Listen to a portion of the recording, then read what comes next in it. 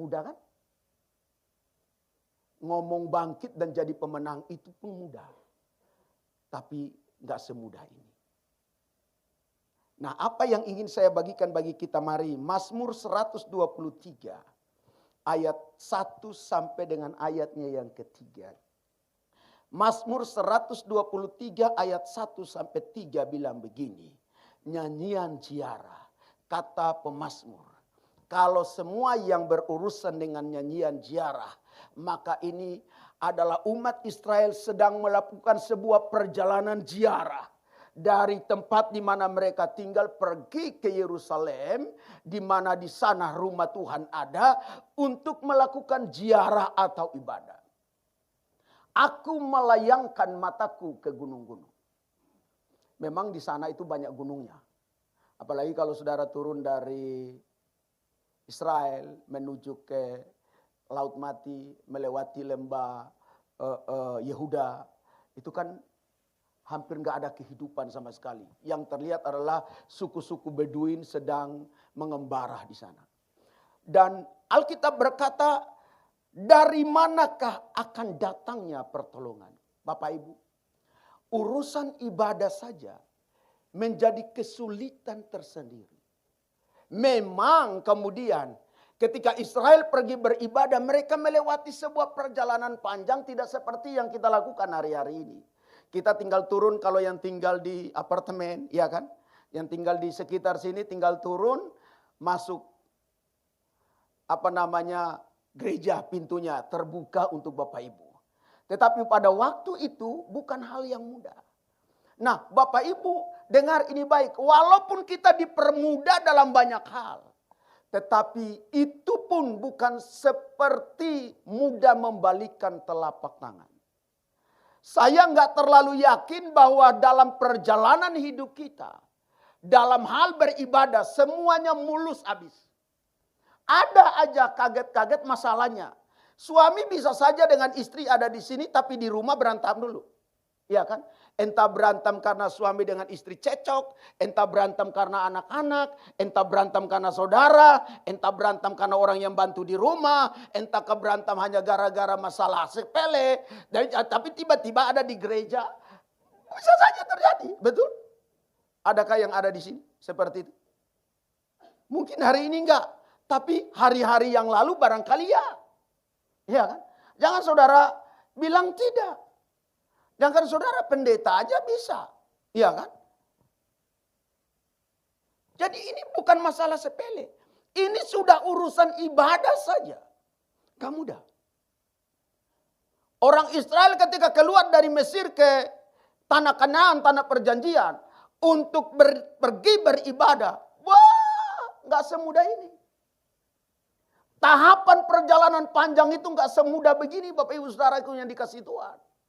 Itu mereka melewati proses panjang yang luar biasa. Dan proses panjang itu memungkinkan mereka harus belajar setia dan tunduk taat kepada apa yang Tuhan kehendaki. Dan itulah yang saya sebut. Bagaikan kita sedang melayangkan mata ke gunung-gunung yang mengharapkan sebuah pertolongan yang gak tahu datang dari mana. Tapi pemazmur bilang begini. Pertolonganku ialah dari Tuhan yang menjadikan langit dan bumi. Orang Israel pergi ibadah itu bukan satu hari selesai. Mereka butuh perjalanan panjang. Dan mereka bisa saja bermalam di tempat-tempat yang tidak ada rumahnya sama sekali. Mereka membutuhkan pertolongan. Pak, Bu, dengar ini baik. Ada banyak hal yang bisa kita kerjakan dengan pikiran kita. Selesaikan. Bisa kita kerjakan dengan tangan kita, selesai. Tetapi ada beberapa hal mungkin dalam hidup kita. Otak kita yang terbatas, tangan kita yang terbatas, tidak sanggup mengerjakannya. Percaya dengan saya. Dan kita membutuhkan kemustahilan datang dari Tuhan. Dan Alkitab bilang, itulah yang dikatakan. Pertolonganku ialah datang dari Tuhan yang menjadikan langit dan bumi. Ia akan membiarkan kakimu goyah. Penjagamu tidak akan terlelap. Tidak ada rencanamu yang gagal. Yang setuju katakan amin. Bapak Ibu Saudara, bangkit dan jadi pemenang. Walaupun itu tidak semudah membalikan telapak tangan. Klik yang pertama yang ingin saya sampaikan bagi kita adalah, walaupun gak semudah membalikan telapak tangan, tetapi karena ada Tuhan yang akan menolong kita bangkit dan menjadi pemenang.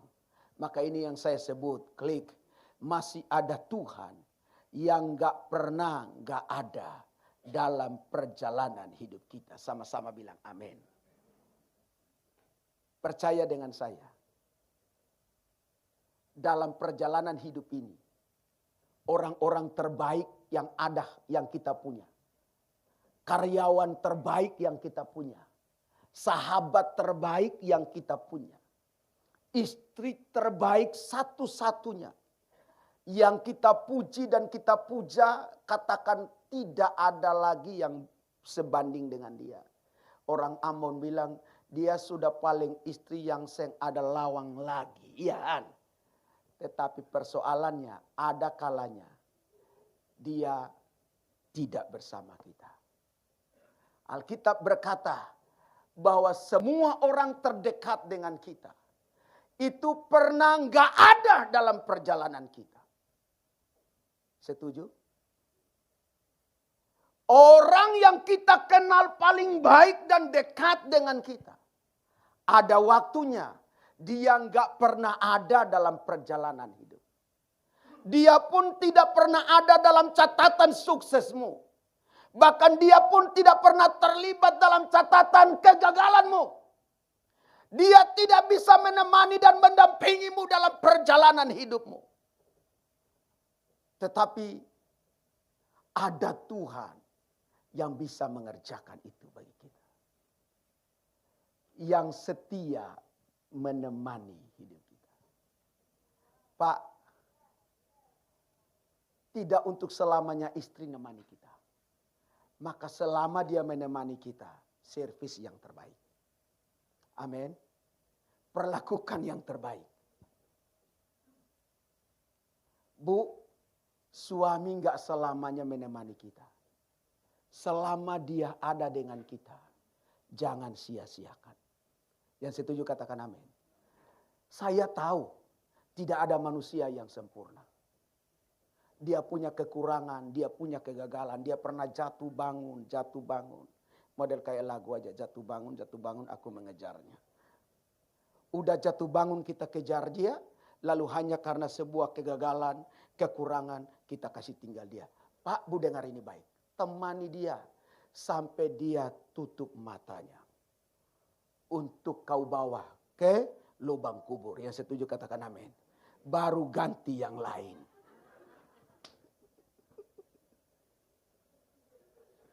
Ada orang bilang sama saya begini. Aduh Pak Pendeta. Rasa-rasanya saya lihat saya punya suami ini. Saya pengen dia mati aja. Dengar baik. Jangan kita doain, lama-lama kita mati duluan. Pas kita mati duluan di tempat peti itu, ya kan? Sambil dia menangis, pura-pura air mata jatuh, tapi sambil lihat kiri kanan. Kira-kira siapa yang siap ganti dia? Tidak untuk selamanya orang terbaik nemani kita. Dan ada di perjalanan kita.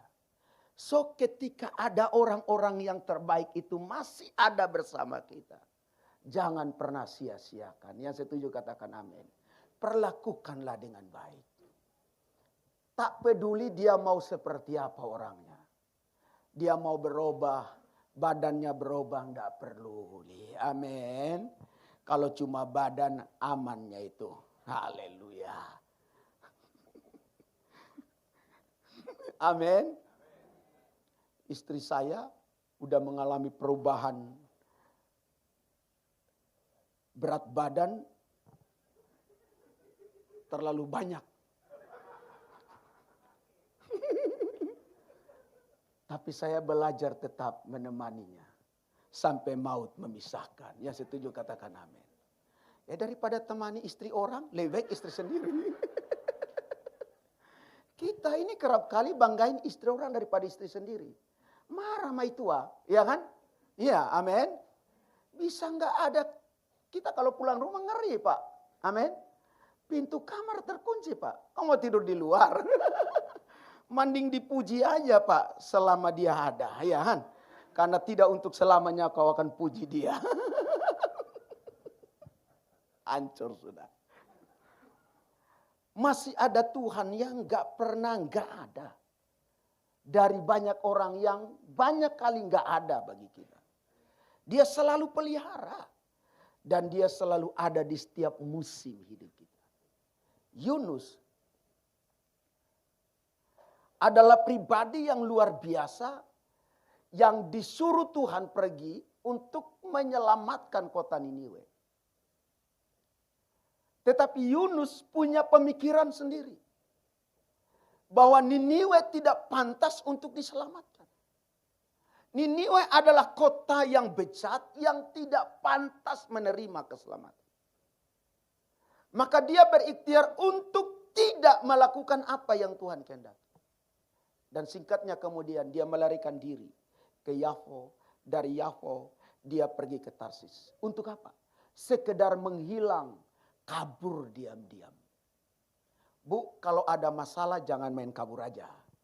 Amin. Amin. Jangan kabur Bu. Ketika kita pulang dari tempat pekaburan, sudah ada mama baru di rumah. Makanya kalau ada masalah biarin. Amin. Amin. Biar aja, enggak apa-apa. Tetap di rumah, rumah kita, ya kan? Iya.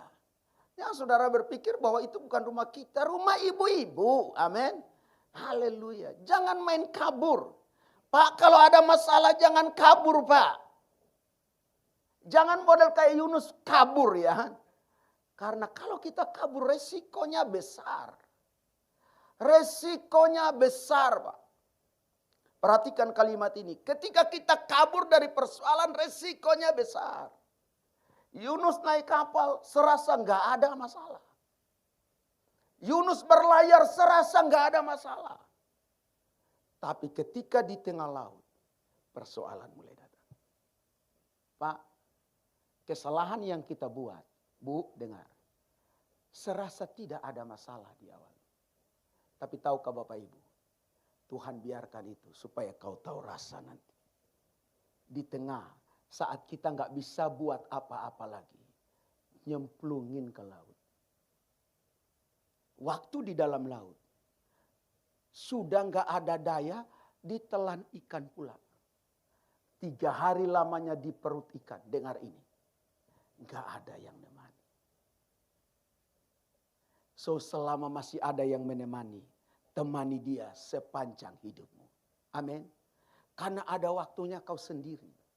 Tanpa ada lagi yang menemani. Lagu bilang, apa? Na na na na na na na na na. Tanpa ada yang menemani lagi.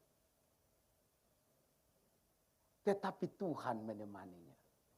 Alkitab berkata dari dalam perut ikan, Yunus berdoa dan Tuhan mendengarnya.